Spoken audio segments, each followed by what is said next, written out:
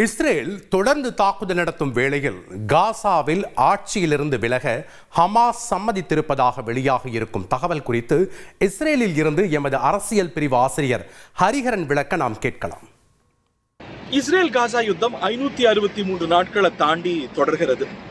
Israel Gaza எல்லையில காசா envelope அப்படிங்கிற பகுதிக்கு நம்ம போய் கேட்கும் பொழுது காசால விழக்கூடிய குண்டு மழைகள், ஆர்டிலரி ஃபயரை நம்மால உணர முடிகிறது.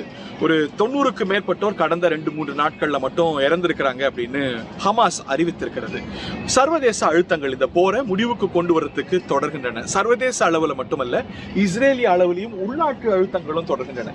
எனக்கு பின்னாடி நிறைய நீங்க பதாகைகளை பார்க்கலாம். இந்த பதாகைகள் நாடு முழுக்க நிறைத்திருக்கின்றன. இவர்கள் எல்லாம் இஸ்ரேலிய பிணை கைதிகள். இவங்க ஹமாஸ் பக்கம் இருக்கிறாங்க. அவங்களை அங்கேருந்து மீட்டு வாருங்க, காசாலேருந்து மீட்டு வாருங்க, என்ன விலை கொடுத்தாலும் இந்த போரை நிறுத்தினாலும் பரவாயில்ல அப்படின்னு இஸ்ரேலியர்கள் பலர் தொடர்ந்து போராடுறாங்க, நாடு முழுக்க போராடுறாங்க. ஆனா இஸ்ரேலிய பிரதமர் அறிவித்திருக்கிறார், நாங்க அரகுர தீர்வெல்லாம் ஏத்துக்க மாட்டோம்.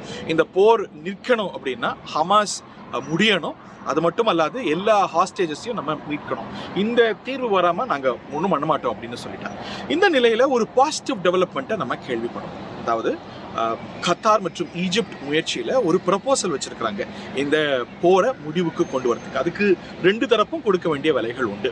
அதாவது ஹமாஸ் தாம் பக்கம் இருக்கக்கூடிய பின்னாடி இருக்காங்க இல்லையா, இவங்களெல்லாம் விடுவிக்கணும், பிணை கைதிகள் அனைவரையும் விடுவிக்கணும். அதற்கு பதிலாக இஸ்ரேல் தன்னுடைய சிறைகள் இருக்கக்கூடிய பல்லாயிரக்கணக்கான பாலஸ்தீனியர்களை விடுவிக்கணும் அப்படிங்கிறது இந்த டீலோடைய முக்கியமான சாராம்சம். இதெல்லாம் தாண்டி பிரச்சனைக்குரிய விஷயம், இஸ்ரேல் தொடர்ந்து சொல்லி வருது ஹமாஸ் அங்க ஆட்சி சக்தியாக இருக்கக்கூடாது, அது வரைக்கும் இந்த போரை தொடருவோம், அவங்க தொடர வரைக்கும் போரை தொடருவோம் அப்படின்னு சொல்கிறது.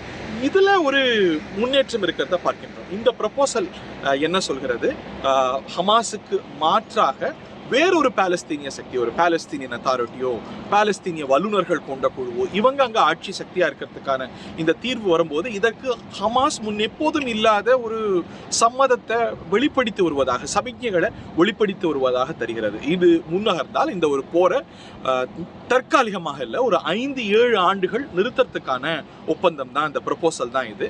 டெவில் இஸ் இந்த டீடைல்ஸ் அப்படின்னு சொல்லுவாங்க. இது போல நிறைய ப்ரப்போசல்ஸை கடந்த ஒரு 1.5 ஆண்டுகளாக நம்ம பார்த்திருக்கோம். பைடன் ஒன்று வச்சார், அதெல்லாம் ஃப்ரக்டிஃபை ஆகிறதுக்கே 1 வருஷத்துக்கு மேலாச்சு. ஆனால் சின்ன சின்ன டீட்டெயில்ஸில் 2 தரப்பும் இது நாங்கள் ஏற்கலை, அது நாங்கள் ஏற்கலை, சின்ன சின்ன டீட்டெயில்ஸுக்கும் பெரிய விளைவுகள் இருக்கும் அப்படிங்கிறதுனால. ஸோ இந்த ப்ரப்போசல் ஒரு பாசிட்டிவ் டெவலப்மெண்ட்டாக கைரோல இதற்கான பேச்சுவார்த்தைகள் தொடர்றதுக்கான வாய்ப்புகள் ஏற்பட்டிருக்கிறது. இந்த ப்ரப்போசல் முன்னே போகுமா, போர் நிற்குமா, இல்லை முன்பு போல இது தடைப்படுமா அப்படிங்கிறத நம்ம பொறுத்திருந்து பார்க்கணும். செய்திகளை உடனுக்குடன் தெரிந்து கொள்ள உடனே சப்ஸ்கிரைப் பண்ணுங்க.